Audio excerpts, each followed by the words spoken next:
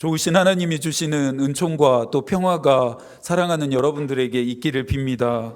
오늘은 부활절 제3주입니다. 5월 두 번째 주일인 부활절 제7주이자 승천주일을 끝으로 교회력으로 부활 주기는 끝 마쳐집니다. 5월 세 번째 주일부터는 성령 강림 절기가 시작됩니다. 교회력이라고 하는 이 하늘의 시간이 흘러가는 것에도 여러분들이 유의하며 신앙생활을 하실 수 있기를 바랍니다. 오랜 전통에서 교회는 여러분들에게 하늘의 시간표를 알려드리기 위해서 강단의 스톨의 색깔을 바꾸어 가고 있습니다. 찬란하고 영광스러운 부활을 상징하는 흰색 스톨이 지금은 강단에 걸려 있는데요. 이 부활 주기가 끝나고 성령 강림절기 동안에는 성령과 교회와 신앙을 상징하는 녹색 스톨이 걸리게 됩니다. 땅의 것, 육의 것에만 매몰되어져 살아가는 삶이 아니라 하늘의 시간표의 삶을 맞추고 살아가는 저와 여러분들이 되기를 소망합니다. 지난 주일까지는 4주간에 걸쳐 십자가의 강해가 이어졌습니다. 예수 그리스도께서 십자가에 매달리신 그 십자가가 우리에게 어떤 의미가 되고 또 도전이 되는지를 살펴보는 시간이었습니다. 오늘부터는 소예언서 중에 하나의 책인 아모스서를 함께 읽고 공부하는 시간을 좀 가져보도록 하겠습니다. 소예언서는 일반적으로 12권으로 분류하고 있습니다. 호세아, 요엘, 아모스, 오바댜, 요나, 미가, 나움, 하박국, 스바냐, 학개, 스가랴, 말라기입니다. 소예언서들에 해당되는 책들 중에 저희는 이미 2권의 책을 공부했습니다. 첫 번째는 말라기서였고 두 번째는 호세아서였습니다. 오늘부터는 세 번째 책인 아모스서를 함께 공부하면서 하나님이 우리 모두에게 말씀하시는 것을 듣는 시간을 갖도록 하겠습니다. 아모스서 안으로 들어가기 전에 우리가 먼저 해야 할 일이 있습니다. 그것은 예언자 아모스를 만나는 일입니다. 1장 1절입니다. 함께 읽어볼까요? 유다왕 우시아의 시대 곧 이스라엘의 왕 요아스의 아들 여로보암의 시대 지진전 2년에 드고와 목자 중 아모스가 이스라엘에 대하여 이상으로 받은 말씀이라. 이 1절에서 가장 중요한 단어나 문장을 꼽는다면 어떤 것이 될까요? 한번 밑줄을 그어보실래요? 그것은 이스라엘에 대하여 이상으로 받은 말씀이라입니다. 이것이 우리가 예언서를 읽어야 하는 당위성이 되기 때문입니다. 구약 성서에서 하나님의 이상과 말씀을 받아 전하는 자들을 예언자라 불렀습니다. 예언자의 자격은 단 하나였습니다. 그것은 하나님으로부터 받은 신탁, 즉 이상과 말씀이 반드시 있어야 했습니다. 예언자들의 예언은 우리가 생각하고 바라는 그런 예언 따위가 아니라고 했습니다. 미래에 일어나게 될 일들을 미리 알게 하는 것이 예언이 아니다 말했습니다. 성서에서 말하는 예언은 우리가 은행에 예금하는 것과 같습니다. 예금은 무엇입니까? 은행에 내 돈을 맡기는 것입니다. 그것이 맡기다의 의미입니다. 예언도 똑같습니다. 말 그대로 하나님이 예언자에게 맡기신 말씀이 예언이고 그 맡겨진 말씀을 있는 그대로 전하는 사람이 예언자입니다. 1절은 우리에게 예언자인 아모스에 대한 몇 가지의 정보를 제시하고 있습니다. 먼저 그는 남유다의 드고와 출신이고 목자라고 말합니다. 1절에 모두 다 나와 있지는 않지만 나중에 7장에 가서는 아모스가 자신을 뽕나무를 재배하는 사람이다라고 자기가 하는 일을 밝히고 있습니다. 이것만 보더라도 하나님이 사용하시는 사람의 조건은 우리의 생각과는 너무나 거리가 멀다라는 생각이 듭니다. 예언자 정도가 되려면 신학대학도 나와야 하고 유학도 다녀와야 하고 박사학위도 있어야 하고 대형 교회를 담임하는 정도는 되어야 할 텐데 오늘 본문이 제시하는 아모스의 이력과 경력은 이런 조건들을 하나도 충족하지 못하고 있습니다. 하지만 하나님의 말씀을 맡기는 일에 이력과 경력은 중요하지 않습니다. 하나님의 마음을 알고 책임을 다할 수 있는 올곧은 믿음만 있으면 됐습니다. 그런 점에서 아모스는 하나님이 맡기신 말씀을 북이스라엘에 전할 예언자로는 적임자였습니다. 1절은 아모스에 대한 정보뿐만 아니라 아모스가 활동했던 시대에 대해서도 말해 주는데요. 아모스가 활동했던 시대는 요아스의 아들 여로보암이 북이스라엘을 통치하던 시대였다라고 우리에게 이야기해 주고 있습니다. 이 시대는 북이스라엘이 마지막으로 찬란한 번영기를 누리고 있었던 시대였습니다. 이후로부터는 이 요아스의 아들 여로보암을 여로보암 2세라 부르도록 하겠습니다. 여로보암 2세가 통치하던 북이스라엘은 말 그대로 풍요와 번영을 누리던 시기였습니다. 다른 성서를 통해 그 시대의 풍요와 번영을 엿볼 수 있는데요. 열왕기하 14장 25절입니다. 이스라엘의 하나님 여호와께서 그의 종 가드헤벨 아미떼의 아들 선지자 요나를 통하여 하신 말씀과 같이 여로보암이 이스라엘 영토를 회복하되 하맛 어귀에서부터 아라바 바다까지 하였으니, 여로보암 2세 때에 아람에게 빼앗겼던 영토까지 되찾았습니다. 이것은 여로보암 2세 때 북이스라엘의 정치력과 군사력이 얼마나 튼튼하고 강력했는지를 알게 합니다. 외부적인 안정은 곧장 내부적인 안정, 즉 풍요와 번영으로 연결되었습니다. 하지만 예언서에 나오는 시대적인 풍요와 번영을 대할 때는 적지 않게 긴장할 수밖에 없습니다. 대부분 이 풍요와 번영이 수많은 죄악을 잉태시켰기 때문입니다. 저희도 그런 것 같습니다. 어렵고 힘들 때는 쉽게 죄를 짓지 않습니다. 죄를 지을 여력이 없기 때문이죠. 오히려 잘 되고 성공할 때 더 많은 실수, 더 많은 죄들을 짓게 되기 때문입니다. 오늘 우리가 함께 읽은 아모스 1장부터 2장 2절까지는 북이스라엘과 또 이웃 북이스라엘에 이웃하고 있는 나라들에 대한 심판입니다. 그들을 향해 전하는 하나님의 말씀은 사자우처럼 북이스라엘과 또 이웃하고 있는 모든 나라들을 진동케 합니다. 2절입니다. 함께 읽어볼까요? 그가 이르되 여호와께서 시온에서부터 부르짖으시며 예루살렘에서부터 소리를 내리시니 목자의 초장이 마르고 갈멜산 꼭대기가 마르리로다. 이 한 구절만으로도 하나님의 분노가 얼마나 뜨겁게 들끓고 있는지, 임하게 될 하나님의 심판이 얼마나 무서운지를 실감하게 됩니다. 하나님은 북이스라엘을 책망하시기 전에 먼저 북이스라엘과 이웃한 나라들을 심판하십니다. 3절부터 5절까지는 다메섹에 대한 심판이고 6절부터 8절까지는 가사, 9절부터 10절까지는 두로, 11절부터 12절까지는 에돔, 13절부터 15절까지는 암몬, 2장 1절부터 3절까지는 모압에 대한 심판의 내용입니다. 1장 1절은 아모스서가 이스라엘에 대한 심판의 말씀이라고 밝히고 있습니다. 아모스서는 1차적으로는 이스라엘을 향한 말씀이지만 그 다음으로는 이스라엘과 이웃하고 있는 나라들에 대한 말씀이고, 그 다음으로는 이 아침 아모스서를 읽고 있는 저와 여러분을 향한 말씀입니다.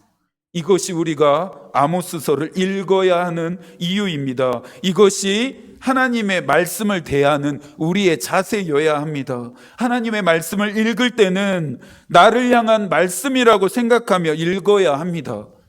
하나님의 말씀을 들을 때에는 나에게 주시는 말씀이라 믿으며 들어야 합니다. 오늘 우리에게 주시는 하나님의 말씀을 이해하려면 1장과 2장에 걸쳐 아모스가 하나님의 말씀을 예언하는데 사용한 세 가지의 구조를 찾아야 합니다. 조금 전 본문을 함께 읽으실 때 혹시 발견하셨습니까? 이스라엘과 이웃 나라들에 대한 하나님의 심판의 내용은 각각 다르지만 동일한 구조 안에서 심판이 예언되어지고 있습니다. 첫 번째 구조를 찾기 위해서는 대표적으로 3절의 말씀을 먼저 함께 읽어 보겠습니다. 여호와께서 이와 같이 말씀하시되 다메섹의 서너 가지 죄로 말미암아 내가 그 벌을 돌이키지 아니하리니 이는 그들이 철 타작기로 타작하듯 길르앗을 압박하였음이라. 이스라엘과 이웃한 나라들에 대한 심판을 하나님께서 지금 말씀하시고 있는데요. 첫 번째 구조는 여호와께서 이와 같이 말씀하시되입니다. 6절과 9절과 11절과 13절과 2장 1절에 여호와께서 이와 같이 말씀하시되라고 하는 이 구조가 공통적으로 사용되어지고 있습니다. 심판의 내용을 전하면서 가장 먼저 이 심판의 내용이 하나님으로부터 비롯되었음을 강조하는 이유가 있습니다. 그 이유는 두 가지인데요. 먼저는 이 심판의 예언이 사람에게서가 아니라 하나님으로부터 온 것임을 강조하기 위해서입니다. 그러니 이 심판이 들려지는 모든 대상들, 북이스라엘, 그리고 이스라엘과 이웃하고 있는 나라들, 그리고 저와 여러분들은 이 하나님의 말씀에 귀를 기울여야 합니다. 다음으로는 하나님으로부터 시작된 말씀이니 이 심판의 예언은 반드시 성취된다는 의미입니다. 하나님의 말씀을 읽고 묵상하며 붙들고 기도해야 하는 이유도 이 때문입니다. 하나님이 말씀하신 것이니 반드시 성취하실 것이고 하나님의 약속이니 반드시 지키실 것이라는 것을 우리는 믿고 붙들고 기도해야 합니다. 그런 점에서 본다면 이스라엘과 또 이웃 나라들뿐만 아니라 우리의 인생 역시 이 구조 안에 있음을 깨닫게 됩니다. 1장부터 2장 2절에 걸쳐 사용된 두 번째 구조는 서너 가지의 죄로 말미암아 내가 그 벌을 돌이키지 아니하리니입니다. 이 표현 역시 3절과 6절과 9절과 11절, 13절, 2장 1절에 반복되어져서 사용되고 있습니다. 이것이 참 재밌는 표현 방식인데요. 한글 성서에는 서너 가지로 다소 모호하게 표현됐지만 원어 성서에는 세 가지 죄악에 대해 그리고 네 가지에 대해라고 좀 더 분명하게 표현했습니다. 이 표현 방식은 고대 근동의 문헌에서 흔히 볼 수 있는 표현 기법인데요. 우리는 이 표현 기법의 자세한 설명보다는 이 표현 기법을 사용한 의미가 우리에게는 더 중요합니다. 서너 가지의 죄란 몇 가지의 개별적인 죄악들을 말하는 것이 아닙니다. 한 가지, 두 가지, 세 가지 개별적 독립적인 죄악들을 말하는 것이 아니라 이것들이 하나로 연결되어져 있어서 최종적으로는 네 번째 죄악 때문에 심판을 받게 된다라고 하는 뜻입니다. 서너 가지의 이 죄악들은 최종적으로 하나님을 거역하고 대적하게 만들었습니다.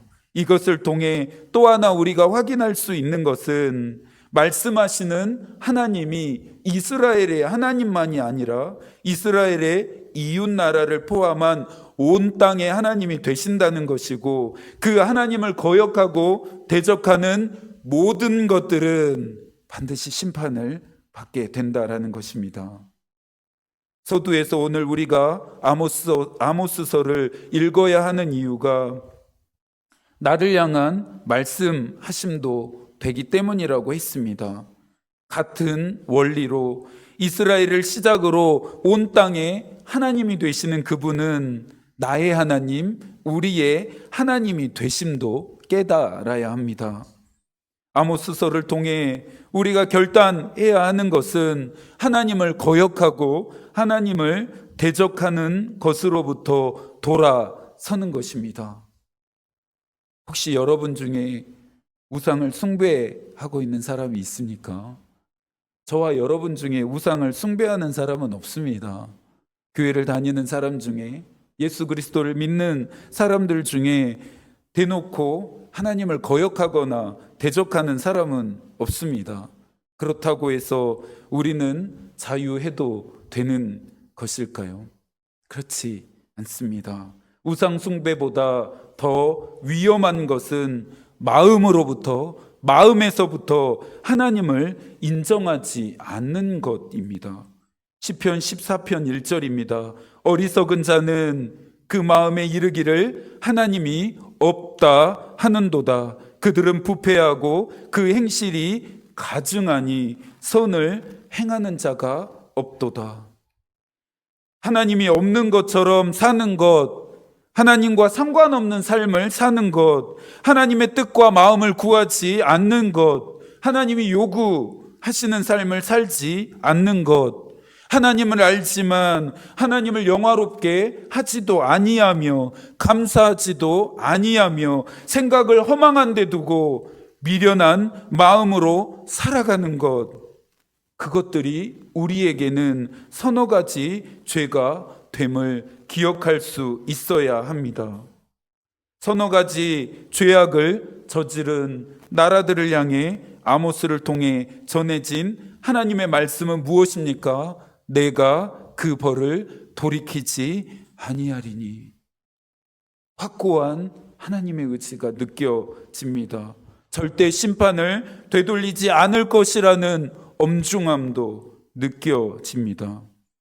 지금부터는 나라들에 대한 저모식의 심판의 내용을 구체적으로 살펴봐야겠습니다. 3절부터 5절까지는 다메섹에 대한 심판의 내용입니다. 다메섹은 북이스라엘과 적대 관계에 있었던 아람의 수도였습니다. 하사엘과 베나닷은 아람 왕들의 이름입니다.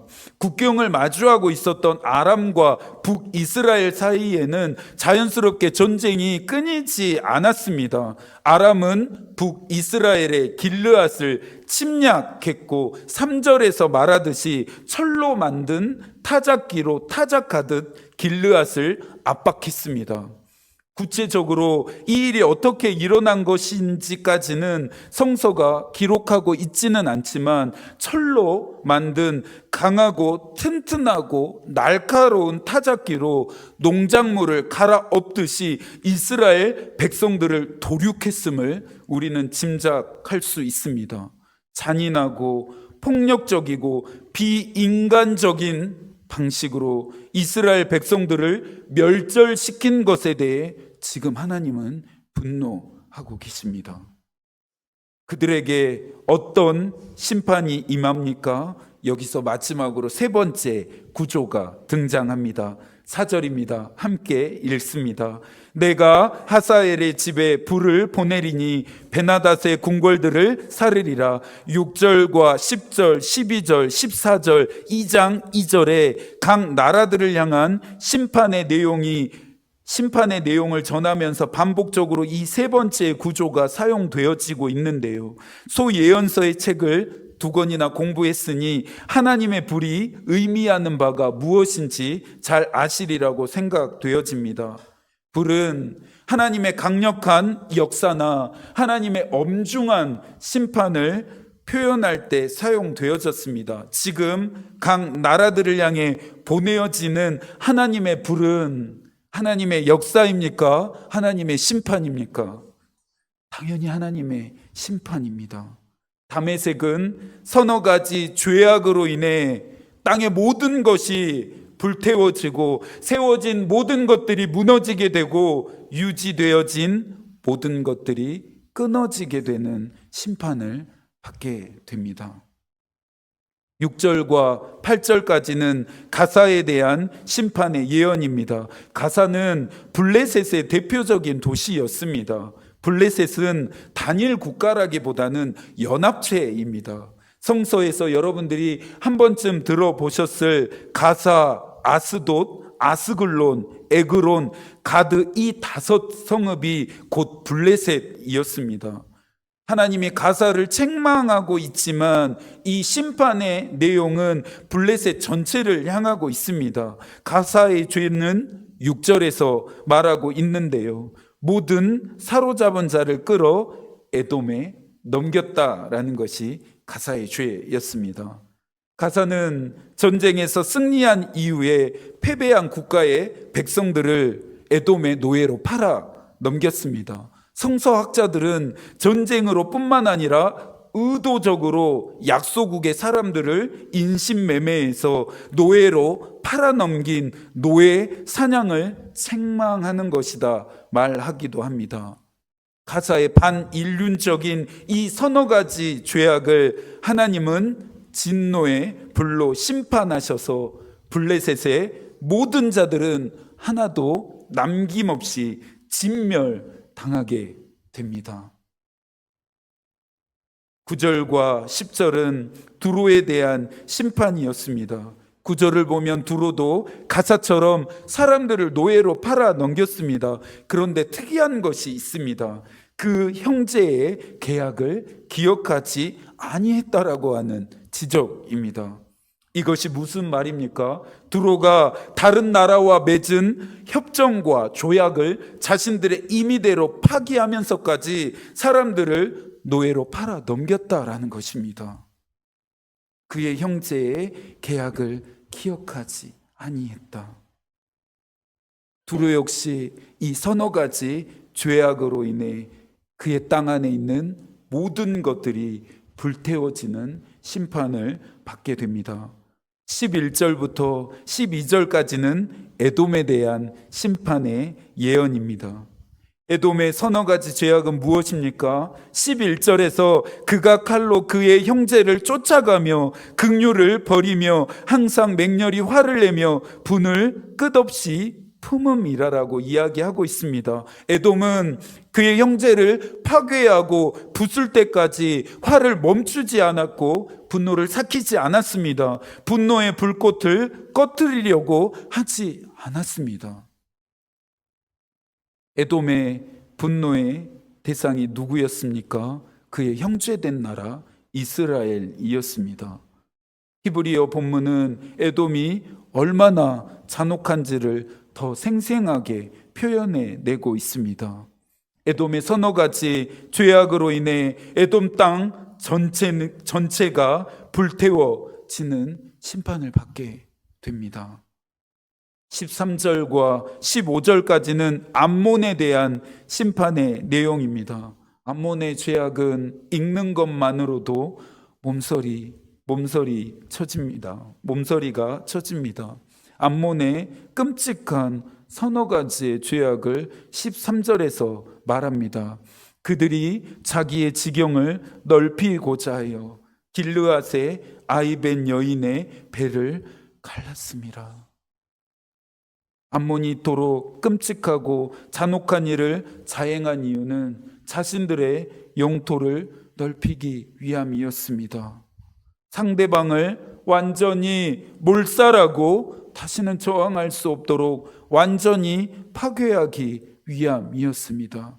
그들이 차지한 땅, 그들이 확장한 영토에는 피 비린내가 진동했습니다. 암몬의 서너 가지 죄악으로 인해 암몬 땅은 모든 것이 불태워지게 되는데요. 여기에 회오리 바람마저 더해져서 다른 나라보다 더 뜨겁고 강력한 하나님의 불의 심판을 받습니다. 남아있는 자들은 이후에 포로로 끌려가게 됩니다. 마지막으로 2장 1절부터 3절까지는 모압의 심판에 대한 예언인데요.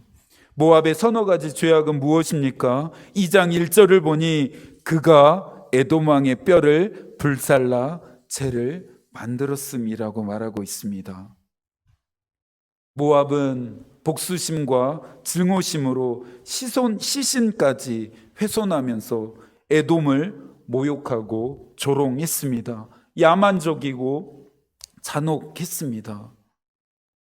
모압의 서너 가지 죄악으로 인해 하나님의 진노의 불은 모압 땅 전체를 불태웠고, 이때 요란함과 외침과 나팔 소리가 모압 땅을 진동하게 됩니다. 야만적이고 잔혹했던 만큼 그들이 맞이하게 되는 심판은 더욱 엄중했습니다. 여기까지가 이스라엘과 이웃한 6 나라들에 대한 심판이었습니다. 그런데 여러분, 그런 생각 안 드십니까? 고대 시대에 얼마든지 일어날 수 있는 일 아닌가? 전쟁을 위해서는 감수할 수도 있는 일이 아니었는가 하는 생각이 드셨습니까? 이것은 인간의 편에서의 이해입니다. 6 나라의 이 서너 가지의 죄악은, 4번째 죄악은 고대를 포함해서 지금도 절대 일어나서는 안 되는 일이고, 이런 결과를 초래하는 전쟁을 포함한 그 어떠한 일들은 어떤 이유로라도 합리화될 수 없고 정당화될 수 없습니다. 멈춰야 하는 일입니다. 이것이 하나님의 뜻입니다. 하나님의 말씀은 인간적인 이해로 읽는 책이 아닙니다. 하나님의 뜻으로 읽어야 하는 책입니다. 아모스 강해를 해가면서 계속 듣게 되겠지만, 그래서 아모스서의 주제는 정의와 공의입니다. 정의와 공의를 잃어버린 이 시대를 향한 하나님의 말씀이 아모스서입니다. 하나님의 정의와 공의가 지켜지기를 원하심을 우리는 아모스 강해를 통해 배우게 될 것이고, 하나님은 이 정의와 공의가 이스라엘과 이웃하고 있는 나라뿐만 아니라 오늘 우리가 살아가고 있는 이 시대에도 물과 같이, 강과 같이 흐르기를 원하십니다.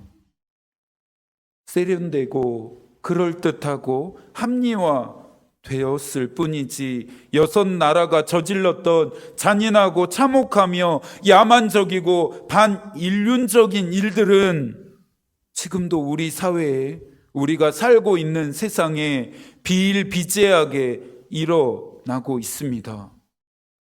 이런 세상에서 하나님은 하나님의 백성들이 예언자적인 영적인 민감함을 갖기를 원하십니다. 나만 구원받고 나만 은혜 받으면 그만이라고 하는 좁은 구원에만 매몰되지 않고 아모스처럼 하나님의 뜻과 마음에 잇대어져서 이 세상의 악한 모든 일들이 끊어지기 위해 하나님의 정의와 공의가 작동되어지도록 헌신하기를 하나님은 원하십니다. 세상에 대한 무관심, 무책임이 아니라 우리가 하나님의 눈으로 세상을 지켜보기를 원하십니다. 그 사람으로, 그 일에 하나님은 고요한 이 아침에 저와 여러분들을 초대하십니다.